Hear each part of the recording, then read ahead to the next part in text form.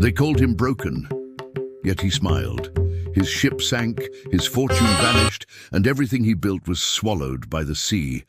But instead of rage or despair, he stood still, silent, watching the waves carry away what once defined him. That man was Zeno, the father of Stoicism, and in that silence he became undefeatable. Because real power isn't found in control, it's found in acceptance, in realizing that while the storm may take your ship, it cannot touch your mind. In a world where chaos reigns, where you're judged by numbers, looks, and luck, Stoicism stands like an iron wall. It's not about emotionless living. It's about emotional mastery.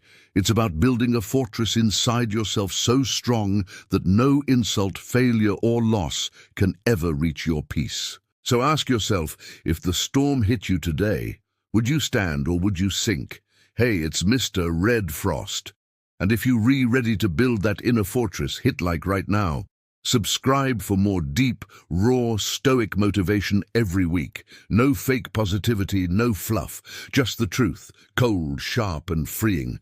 And share this with someone who's fighting their storm, because strength grows when it's shared. The waves roared like thunder, swallowing everything Zeno owned: gold, silk, ambition, reputation. In moments, his empire turned into a memory. He stood on the shore of Cyprus with nothing but silence. And in that silence, something ancient was born. You see, most people only learn who they are when the storm hits, when comfort disappears, when life strips away everything that gave them identity. That's when the truth walks in, barefoot, quiet, and cold. Zeno was supposed to collapse, any man would, but instead he watched the waves, breathed in the salt of loss, and said, "Now that I've been shipwrecked, I can finally begin to live." That was the birth of Stoicism, not in a temple, not in a book, but in a man who lost everything and still refused to break. Because the real battle isn't outside you, it's inside your mind. Think about it. How many times has life slapped you with something completely out of your control?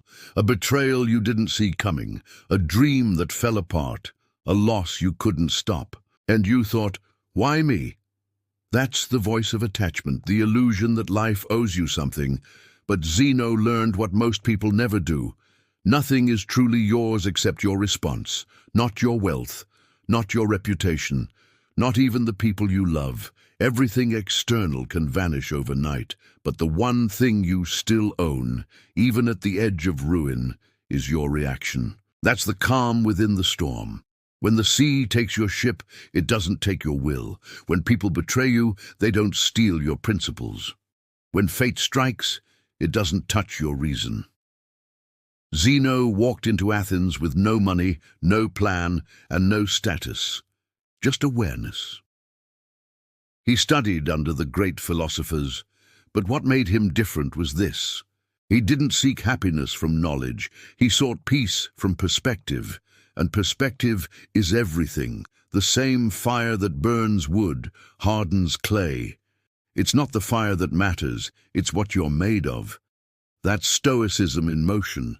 Not coldness, not emotionless silence, but controlled power. It's the art of breathing calmly while your world burns, not because you don't care, but because panic solves nothing.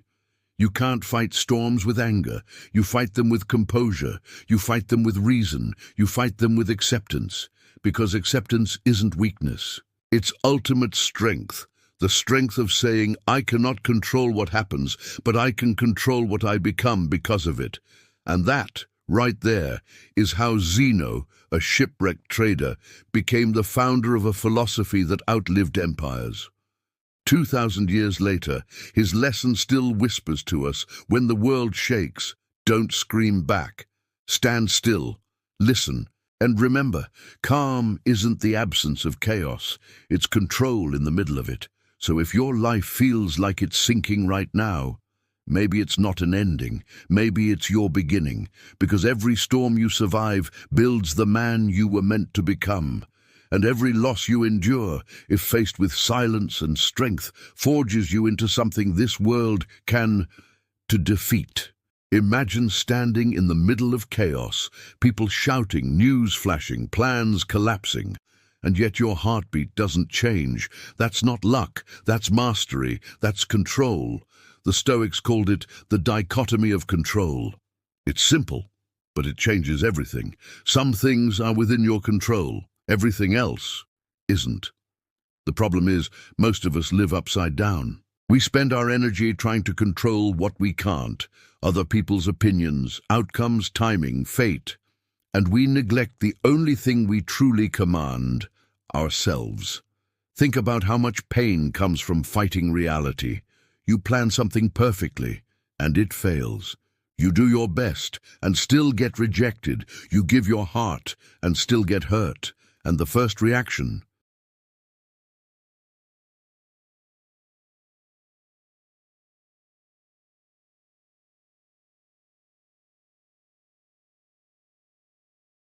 and he was right. It is not the events that hurt us, it is the stories we tell ourselves about them. Your mind turns small setbacks into tragedies.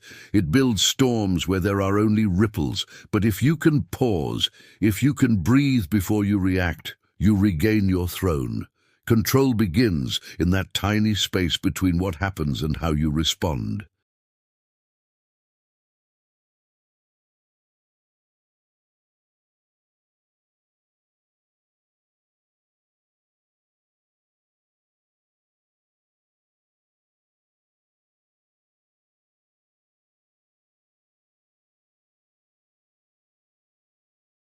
Marcus Aurelius, a man who ruled an empire, wrote every night in his journal, like a soldier of the mind, "You have power over your mind, not outside events.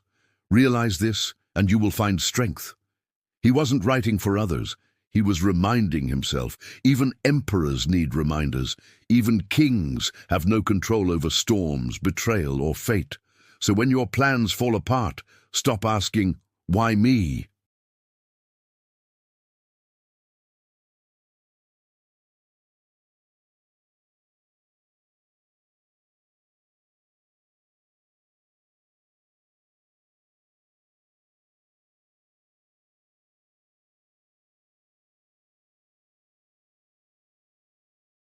The world outside you will always be unstable. One day it praises you, the next it forgets your name.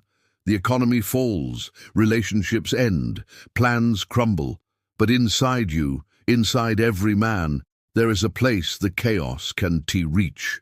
A fortress. Most never find it because they build their walls on sand, on validation, success, control. And when the storm comes, everything collapses. But the Stoic? He builds inward, brick by brick, decision by decision, until nothing external can touch the foundation. Marcus Aurelius ruled Rome, the most powerful empire on earth, yet he lived as though he ruled only one thing, himself. Each morning, before facing politics, betrayal, and war, he wrote words not for the world but for his mind. You could leave life right now. Let that determine what you do, say, and think. That's perspective. That's power. He understood that control is fragile, but discipline is eternal. He couldn't control the Senate, the armies, the plagues, but he could control his focus, his tone, his choices. That's the fortress. Modern chaos looks different. Emails, deadlines, constant comparison, but the principle hasn't changed. Your peace depends on what you let through your gates. Ask yourself, what are you letting in? Anger, jealousy, useless worry about things that don't even exist yet? Every thought is either a stone or a crack in your wall. Choose carefully. Seneca said, "We suffer more in imagination than in reality." And he was right. Half your battles are fought against ghosts, what-ifs, fears and scenarios that never happen. The Stoic doesn't waste his army on illusions. He knows emotion isn't the enemy, it's the messenger. Anger means expectation. Fear means attachment. Calm means mastery. When chaos hits, the Stoic doesn't deny his emotions. He listens, learns, then lets go. Because control isn't pretending to be unaffected, it's understanding what deserves your energy. Look at Nelson Mandela. He was imprisoned for 27 years, nearly 3 decades of silence, isolation, and injustice. But when he walked out, he didn't call for revenge. He called for unity, because in that prison cell he built something the world couldn't destroy. An inner fortress stronger than any wall. That's Stoicism in motion. Calm, not cold. Strong, not stubborn. Soft-spoken but unbreakable. Your job, your relationships, your reputation, all of it can be taken. But your mindset? That's the last kingdom. Defend it. When the world tries to drag you into noise, pause. When people test your patience, smile. When failure whispers you're done, answer quietly, not yet. Because that's what separates the strong from the fragile, reaction. Anyone can appear calm when things go right. Only the disciplined stay calm when everything goes wrong. That's the true mark of strength. Not dominance, but direction. Not shouting louder than the storm, but standing so still that the storm shouts itself into silence. You can't stop chaos, but you can build a fortress so strong that chaos learns to respect its walls. And when you do, you'll find that peace isn't a gift, it's a skill.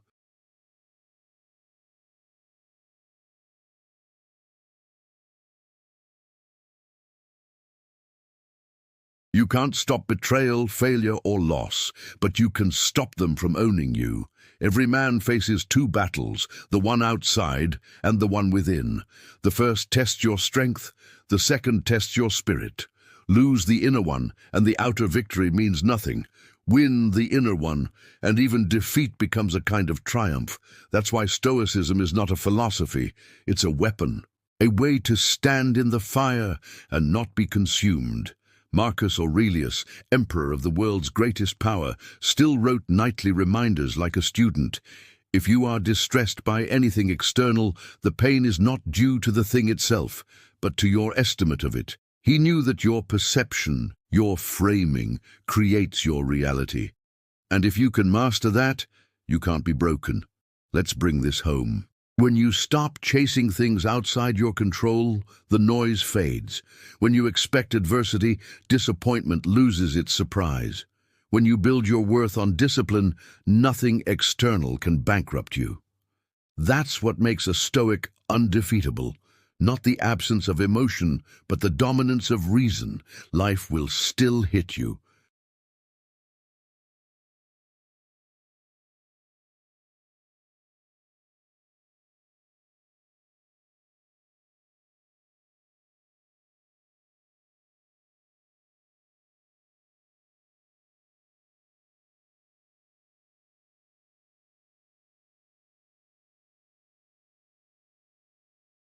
That's the discipline that outlasts chaos. That's how you become undefeatable.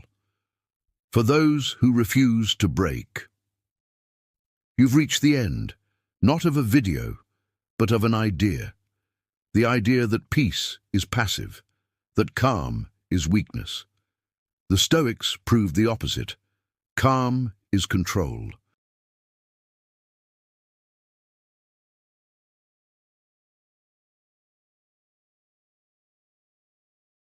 Live it, hit that subscribe button, join the Red Frost movement. We don't chase motivation, we forge it. We don't speak louder, we stand stronger. Share this with someone fighting their storm, because calmness spreads like fire when it's real. Remember, silence is your weapon, discipline is your armor, and peace is your victory.